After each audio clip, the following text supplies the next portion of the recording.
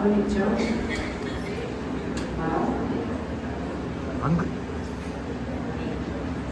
Master గారి మాటల్లో వాళ్ళందరూ తప్పనిసరిగా ప్రార్థనకు ముందు చదువుకునేటటువంటి మాస్టర్ గారి మార్గంని ప్రత్యేకంగా ఎంచుకుంటున్నారంటే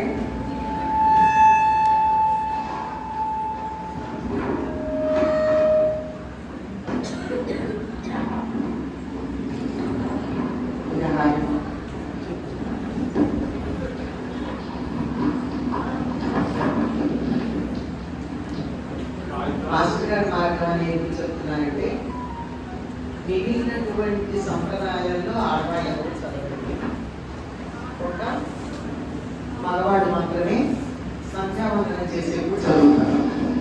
కాలం యొక్క లెక్క కానీ కాలాన్ని మన ముందు ఉంచడం కానీ కాల గణనం కానీ మరి వాళ్ళకి అక్కర్లేదని అందరూ అనుకున్నారు. మధ్యకాలంలో మనకి తెలియదు.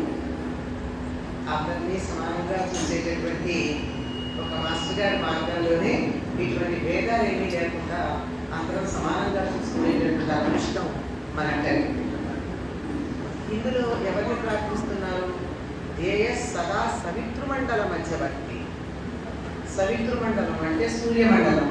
సూర్యమండలం మధ్యలో ఉండేటటువంటి నారాయణుడిని ప్రార్థిస్తున్నారు.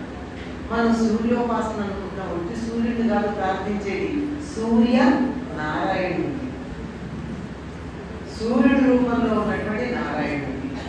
ఇది మన సంప్రదాయం ఏంటంటే కాలాన్ని భగవత్ స్వరూపంగా భావించి ఆరాధించడం సనాతన ధర్మంలో ఉన్నటువంటి సంప్రదాయం. మనకి రకరకాల రూపాలలో ఉన్న దేవతామూర్తులు ఉన్నారు, కానీ వాళ్ళందరిలోనూ అంతర్యంగా మనం చూసేటటువంటిది ఒకే ఒక్క దైవాన్ని. దేవుడు ఒక్కడే. అసలు దేవశబ్దం భగవన్ లేక దైవ అనేటటువంటి శబ్దం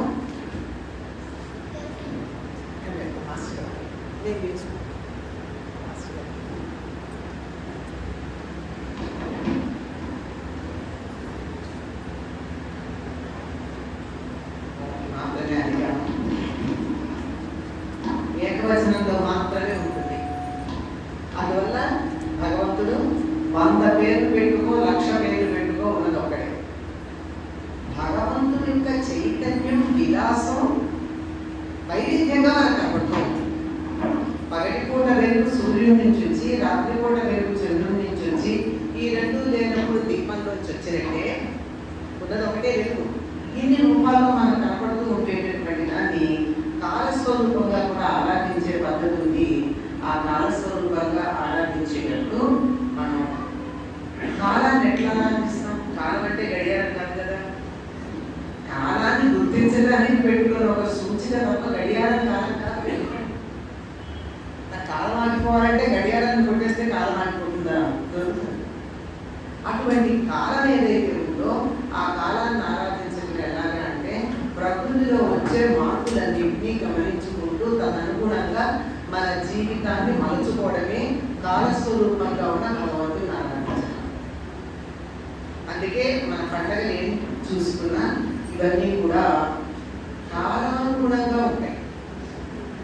ఒకటి ప్రతిదీ కూడా మీరు ఏ పండుగైనా తీసుకోండి, వ్యక్తి ఎలా ఉద్ధరించబడతాడో అని ఉంటుంది ఆ పండుగ చేసుకోవడం. రెండోది వ్యక్తితో